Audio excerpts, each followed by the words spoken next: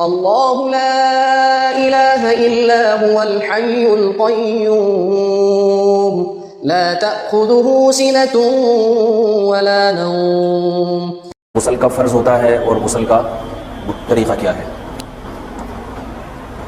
رسول اللہ صلی اللہ علیہ وسلم نے فرمایا ان اللہ لا یستحیی من الحق، اللہ تعالیٰ حق بات کو بیان کرنے سے حیا نہیں کرتے۔ تو غسل کے جو مسائل ہیں ان میں بھی بعض دفعہ کچھ ایسی باتیں آتی ہیں جو بظاہر حیا کے خلاف ہیں، لیکن علم کی ایک بات ہے، سیکھنے اور سکھانے میں حیا اگر کریں گے تو پھر ظاہر ہے ساری زندگی جاہل ہی رہے گا انسان۔ اور غسل کے مسائل سیکھنا اس لیے ضروری ہے کہ غسل جب فرض ہوتا ہے تو جب تک مکمل غسل نہ ہو آپ کی نماز ادا نہیں ہوتی۔ رسول اللہ صلی اللہ علیہ وسلم نے فرمایا الماء من الماء، حدیث ہے کہ غسل فرض ہوتا ہے خواہش نفس کے ساتھ جسم سے منی خارج ہونے سے۔ مرد پہ غسل کب فرض ہوگا؟ جب اس کے جسم سے شہوت کے ساتھ منی خارج ہو۔ منی بالکل سفید رنگ کی چیز ہے، ایک ہوتی ہے مزی، شہوت پیدا ہونے سے اگر کسی کے مرد یا عورت کے صرف رطوبت خارج ہونا شروع ہو گئی اس سے غسل فرض نہیں ہوتا۔ جب تک مکمل شہوت پوری نہیں ہو جاتی اور مادہ منویہ خارج نہیں ہو جاتا، چاہے احتلام کی صورت میں ہو یا کسی بھی طرح سے ہو۔ مردوں کے ساتھ چونکہ یہ بہت زیادہ ہوتا ہے نائٹ فال کی صورت میں، مردوں پر غسل کی یہ صورت بہت زیادہ فرض ہوتی ہے۔ جیسے ہی بلوغت ہوتی ہے تو احتلام شروع ہو جاتا ہے، ہفتے میں 1 دفعہ 2 دفعہ 3 دفعہ، بعض نوجوانوں کو روزانہ بھی 2 دفعہ ہوتا ہے، جبکہ خواتین میں یہ والے غسل کی صورت بہت ہی کم ہوتی ہے کہ ان کو نائٹ فال ہو یا اس طرح سے غسل فرض ہو۔ ہزاروں میں کسی ایک عورت کے ساتھ ایسا ہوتا ہے۔ ایک صورت تو یہ غسل فرض ہونے کی۔ دوسری صورت کیا ہے کہ جب انسان اپنی زوجہ کے ساتھ ملاپ کرے اور انٹرکورس ہو جائے، چاہے اس صورت میں ڈسچارج دونوں میں سے کوئی ہو یا نہ ہو، لیکن دونوں پہ غسل فرض ہو جائے گا، مرد پہ بھی اور عورت پہ بھی۔ یہ تو مردوں کے غسل کے فرض ہونے کا۔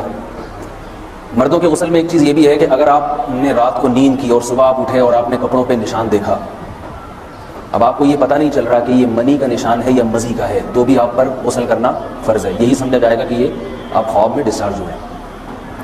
عورت پر جو غسل فرض ہوتا ہے ایک اور صورت میں ہوتا ہے کہ جب خواتین کو ایام آنا بند ہو جاتے ہیں، حیض یا نفاس سے جب پاک ہو جائیں تو بھی ان پہ غسل فرض ہے۔ یہ تو غسل کی فرضیت سے متعلق احکام تھے۔ کچھ چیزیں ایسی ہیں جن میں غسل سنت ہے، فرض نہیں ہے۔ جمعہ کے دن غسل کرنا رسول اللہ صلی اللہ علیہ وسلم نے بہت زیادہ تاکید کی ہے۔ سنت کی 2 قسمیں ہیں، سنت مؤکدہ اور سنت غیر مؤکدہ۔ مؤکدہ وہ ہوتی ہیں کہ جن کو چھوڑنے کا اگر کوئی معمول بنا لے تو گناہ کا خطرہ ہے اور ایسا شخص قابل ملامت ہے، اسے شریعت ملامت کرتی ہے، برا بھلا کہتی ہے۔ تو غسل سنت مؤکدہ ہے ہفتے میں 1 مرتبہ، چاہے جمعے کے دن ہو یا کسی بھی دن ہو۔ جو مسلمان ہفتے میں 1 دفعہ بھی نہیں نہاتا، وہ کتنا ہی نیٹ کلین ہو، مگر شریعت کی نظر میں وہ قابل ملامت ہے، اسے تانے دینے چاہیے کہ شرم نہیں آتی ہو مسلمان مگر رہتے ہو بھنگیوں اور چماروں کی طرح۔ ملامت تو اسی کو کہتے ہیں۔ اس کی دلیل رسول اللہ صلی اللہ علیہ وسلم نے فرمایا، صحیح حدیث ہے، حق علی کل مسلم ان یغتسل کل اسبوع مرۃ، کہ ہر مسلمان پر لازم ہے کہ وہ ہفتے میں کم از کم 1 مرتبہ غسل کرے۔ ہر مسلمان پر لازم ہے، چاہے اس پہ غسل فرض نہ بھی ہو۔ اور کس دن بہتر ہے؟ جمعہ کے دن۔ نبی صلی اللہ علیہ وسلم نے حکم دیا ہے کہ جمعے کے دن غسل کیا جائے۔ امام احمد بن حنبل کا مذہب یہ ہے کہ جمعے کے دن غسل کرنا واجب ہے، صرف سنت نہیں ہے بلکہ واجب ہے، لیکن جمہور کا مذہب یہ ہے کہ سنت عمل ہے۔ غیر مسلم جب اسلام قبول کرتا ہے تو اس وقت بھی اس کے لیے غسل کرنا سنت ہے۔ جب ہم مردے کو نہلاتے ہیں تو جو مردے کو نہلائے اس کے لیے بھی خود غسل کرنا افضل ہے، سنت عمل ہے۔ عید کے دن غسل کرنا سنت عمل ہے۔ تو یہ وہ تمام مواقع ہیں جن میں غسل کرنا رسول اللہ صلی اللہ علیہ وسلم کی سنت ہے۔ غسل کا طریقہ کیا ہے؟ غسل میں 3 چیزیں فرض ہیں: منہ بھر کے قلی کرنا، ناک میں پانی ڈالنا کہ ناک کی جو نرم جگہ ہے یہ اچھی طرح تر ہو جائے، اور پورے جسم پہ 1 مرتبہ پانی بہا دینا کہ جسم میں بال کے برابر جگہ بھی خشک نہ رہے۔ یہ تو ہے فرض، یعنی یہ کام کسی نے کسی بھی طرح سے کر لیا تو غسل ادا ہو جائے گا، چاہے اس کی نیت غسل کی تھی یا نہیں تھی۔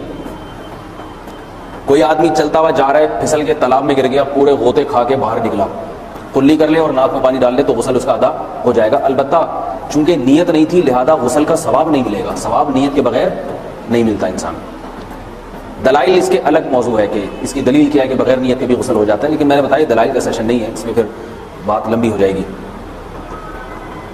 تو یہ تو ہے فرض۔ پورے جسم پہ پانی بہانا کلی اور ناک میں پانی. سنت طریقہ کیا ہے؟ رسول اللہ صلی اللہ علیہ وسلم غسل کیسے کرتے تھے؟ سنت طریقہ جس پہ جو اختیار کرنا چاہیے وہ طریقہ یہ ہے کہ جب آپ غسل کے لیے بیٹھیں تو سب سے پہلے وہ جگہ دھوئیں جہاں نجاست اور ناپاکی لگی ہوئی ہے. نائٹ فال ہوا، کسی کو احتلام ہوا، تو جہاں جہاں گندگی لگی ہے پہلے اس جگہ کو دھوئیں. استنجا کریں، شرمگاہ کو دھوئیں اچھی طرح. سمجھ رہے بات؟ اس کے بعد ہاتھ دھوئیں اور مکمل وضو کریں جیسے ہم عام حالات میں وضو کرتے ہیں. مکمل وضو کرنے کے بعد دائیں کندھے پہ پانی ڈالا، لیفٹ سائڈ پہ پانی ڈالا.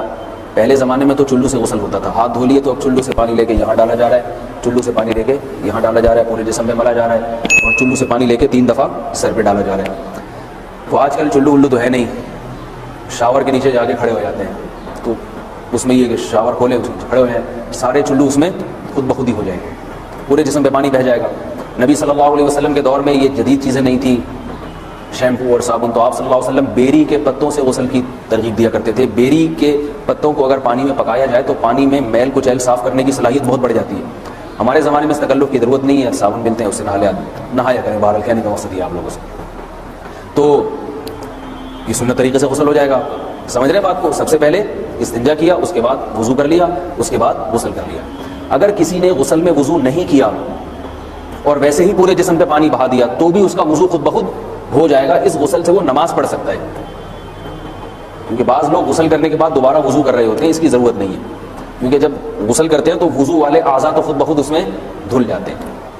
یہ ہے غسل کا طریقہ. وضو کیسے ٹوٹتا ہے؟ جن چیزوں سے غسل فرض ہوتا ہے ان چیزوں سے وضو تو بہرحال ٹوٹتا ہی ہے. اس کے علاوہ بھی وضو ٹوٹتا ہے. اس سے پچھلے لیکچر میں نے کچھ تفصیل بتائی تھی کہ نجاست جسم سے کہیں سے بھی خارج ہو جائے یا نجاست نکل کے بہہ پڑے. اگر قضائے حاجت کی جگہوں سے نجاست خارج ہوئی ہے تو نظر بھی آ جائے وضو ٹوٹ جائے گا، اور قضائے حاجت کے علاوہ جگہوں سے اگر نجاست خارج ہوئی ہے، خون وغیرہ ہے جیسے، تو جب تک نکل کے بہے گا نہیں تو اس وقت تک وضو نہیں ٹوٹے گا. سمجھ رہے ہیں بات کو؟ وضو کا طریقہ کیا ہے؟ سب سے پہلے دونوں ہاتھوں کو دھویا جائے، 3 دفعہ کلی کی جائے، مسواک کی جائے، 3 دفعہ ناک میں پانی ڈالا جائے. پھر پورے چہرے کو، پیشانی یہ جو ہے جہاں سے پیشانی ہماری شروع ہو رہی ہے اور تھوڑی کے نیچے، تھوڑی جہاں ختم ہو رہی ہے، اور ایک کان کی لو سے دوسرے کان کی لو تک 4 اعضاء ہیں وضو میں دھونا فرض ہیں. 1 چہرہ، نمبر 2 بازو، نمبر 3 سر کا مسا، چوتھائی سر، اور نمبر 4 پاؤں کو دھونا. اس کی دلیل قرآن مجید کی مشہور آیت ہے فاغسلوا وجوہکم وایدیکم من المرافق. اللہ فرماتے ہیں ایمان والو جب نماز کا ارادہ ہو تو اپنے چہروں کو اور اپنے ہاتھوں کو دھو، سر کا مسا کرو اور پاؤں کو ٹخنوں سمیت دھو. دھونے کا حکم ہے قرآن مجید میں. البتہ سر کے بارے میں یہ نہیں ہے پورے سر کا مسا کرو، بلکہ آ رہا ہے وامسحوا برؤوسکم. با کا لفظ ہے، با آتی ہے تبعیض کے لیے کہ سر کے بعض حصے کا مسا. اب بعض حصے کا قرآن حدیث میں کہیں تذکرہ نہیں ہے، تو اس میں فقہاء کرام کے اجتہادات ہیں. امام شافعی فرماتے ہیں تھوڑا سا بھی ٹچ کر لیا سر کو ہو جائے گا. امام ابو حنیفہ فرماتے ہیں نہیں، کم از کم 1/4 کا ہونا ضروری ہے. سب کے اپنے اپنے دلائل ہیں، ان دلائل میں نہیں جاتا. فقہ حنفی کو جو فالو کرنے والے ہیں تو ان کو چاہیے کم از کم 1/4 سر کا مسا، یہ فرض ہونے کے لیے ضروری. مگر سنت کیا ہے؟ پورے سر کا مسا. نبی صلی اللہ علیہ وسلم دونوں ہاتھوں کو بھگو کے پورے سر کا مسا کرتے تھے ایسا. سمجھ رہے بات کو؟ اور مسا کے جو یہ ٹیکنیکل طریقے ہیں کہ آپ یوں پہلے انگلی بنائیں، پھر یوں لے کر جائیں، پھر یوں گھما کے لائیں، پھر یوں، یہ ٹیکنیکل طریقے حدیث سے ثابت نہیں. مسا کا طریقہ کیا ہے؟ بھیگا ہوا ہاتھ لے کے ایسے پورے سر کو ہو گیا. پھر حدیث میں یہ بھی ہے کہ یوں لے جاؤ اور یہ بھی ہے کہ واپس بھی لے کر آؤ، دونوں طرح سے ثابت ہے. تو ایسے بھی کر سکتے ہیں کہ یوں لے جائیں، اور ایسے بھی کر سکتے ہیں لے کے جائیں اور پھر واپس بھی لے آئیں. دونوں طریقے جائز ہیں، لیکن کم از کم سنت اتنی ہے کہ پورے سر کا مسا ہونا چاہیے. بعض لوگوں کو شو مارنے کا شوق ہوتا ہے، اگر وہ واپس لائیں تو بال ان کے خراب ہو جاتے ہیں، کہتے ہیں یار یہ پھر مسئلہ خراب ہو جائے گا. تو پھر ایسے لوگ صرف یوں ہی لے جائیں کافی ہے. افضل تو یہ کہ یوں بھی لے جائیں، یوں بھی لے جائیں، دونوں طرح سے صحیح ہے. بہرحال دونوں حدیث سے ثابت ہیں. سمجھ رہے بات کو؟ اور یہاں ایک اہم مسئلہ بتا دوں، قرآن مجید نے پاؤں کو دھونے کا حکم دیا ہے، پاؤں پہ مسح کرنے کا حکم نہیں دیا. اور حدیث میں خفین پر مسح کرنے کا حکم ہے. تو قرآن اور حدیث کو فقہاء نے جمع کیا ہے. لہذا وہ موزے جن میں آسانی سے پاؤں دھوئے جا سکتے ہیں ان میں چاروں ائمہ کے نزدیک پاؤں پہ مسح کرنا جائز نہیں. سعودی عرب میں جو بعض سلفی حضرات اور یہاں ہمارے ہاں بھی اہل حدیث حضرات نے عام موزوں پر بھی جو مسح کی ایک روایت ڈال دی ہے، اسلاف میں، تابعین، تبع تابعین میں اور چاروں ائمہ کے مذاہب میں اس کا ثبوت نہیں ملتا. اگر اسلاف میں کوئی قائل بھی ہے تو ایک شاذ قول، اکا دکا قول ملتا ہے، ورنہ یہ ائمہ اربعہ کے مذہب کے خلاف ہے. اور جو احادیث جو نقل ہوتی ہیں صحیح سند کے ساتھ ان کے بھی خلاف اور قرآن کی آیت کے بھی خلاف ہے. اس لیے کسی نے عام ساکس پہ اگر مسح کر لیا، جو عام طور پہ آفس پہن کے جاتے ہیں لوگ، اس میں تو پاؤں، آپ اگر ساکس کو پانی کے نیچے رکھیں پورا پاؤں دھل جائے گا آرام سے. تو وہاں کیا ہو رہا ہے کہ قرآن مجید کے حکم کی مخالفت لازم آ رہی ہے، آپ پاؤں دھو نہیں رہے. تو اس لیے ہم یہ سمجھتے ہیں کہ اس صورت میں نماز ادا نہیں ہوگی. سعودی عرب میں بعض سلفی حضرات نماز پڑھاتے ہیں، وہ ایسے ہی کرتے ہیں کہ عام ساکس پہ مسح کر کے نماز پڑھا لیتے ہیں. تو فتویٰ اسی پر ہے کہ ان کی اگر کسی کو یقین ہے کہ اس نے عام ساکس پہ مسح کر کے نماز پڑھائی ہے تو اس کے پیچھے نماز ادا نہیں ہوگی، کیونکہ قرآن کے مطابق اس کا وضو ہوا ہی نہیں ہے. صدیوں تک کوئی بھی اس قول کا قائل نہیں رہا ہے کہ عام ساکس میں بھی مسح ہو جاتا ہے. یہ ابن تیمیہ رحمہ اللہ تعالیٰ 7ویں صدی میں اس کے قائل تھے، اور تابعین میں اکا دکا قول ملتے ہیں اس کے، لیکن شاذ قول ہیں، مرجوح قول ہیں جن پر امت نے فتویٰ نہیں دیا. اور اب سعودی عرب میں بعض سلفی حضرات اس کے قائل ہیں. ہمارے ہاں اہل حدیث حضرات بھی چونکہ اکثر سعودی عرب کے سلفی حضرات ہی کو فالو کرتے ہیں تو انہوں نے بھی وہیں سے یہ فتویٰ لیا ہے. لیکن ائمہ اربعہ کے مذہب میں اور دلائل کے لحاظ سے دیکھا جائے تو یہ مذہب کمزور ہے. قرآن نے پاؤں کو دھونے کا حکم دیا، آپ دھوئیں گے پاؤں جب تک دھونا ممکن ہے. چمڑے کے موزے ہیں ان کو دھونا ممکن نہیں ہے اتارے بغیر، لہذا ان موزوں کے اوپر مسح ہو جائے گا. تو اس سے قرآن پر بھی عمل ہو جائے گا اور حدیث پر بھی عمل ہو جائے گا. اس لیے ائمہ اربعہ نے جو قرآن و حدیث کو سمجھ کے جو فیصلہ کیا ہے اس پہ چلنا ہمارے لیے زیادہ مفید ہے بنسبت آج کل کے جو علماء ہیں ان کی اپنی ذاتی آراء پر. اس لیے یہ بھی ایک وضو سے متعلق اہم مسئلہ تھا. سمجھ رہے ہیں؟ باقی تو ماشاءاللہ وضو کرنا سب کو آتا ہی ہے. اور وضو کے بعد دعا کیا ہے؟ کلمہ شہادت، اشہد ان لا الہ الا اللہ وحدہ لا شریک لہ اشہد ان محمدا عبدہ ورسولہ اللہم اجعلنی من التوابین واجعلنی من المتطہرین. اے اللہ تو مجھے بار بار توبہ کرنے والوں میں شامل کر دے اور بار بار پاکیزہ رہنے والوں میں شامل کر دے. توبہ اس لیے کہ میں نے ظاہری طہارت تو حاصل کر لی، مجھے روحانی طہارت بھی عطا کر دے. اگر میں نے گناہ کیے ہوں تو مجھے ان سے بھی توبہ کی توفیق عطا فرما لے تاکہ اس لحاظ سے بھی میرا وضو ہو جائے، اس لحاظ سے بھی میں پاک ہو جاؤں. سبحانک اللہم وبحمدک نشہد ان لا الہ الا انت. الله لا إله إلا هو الحي القيوم لا تأخذه سنة ولا نوم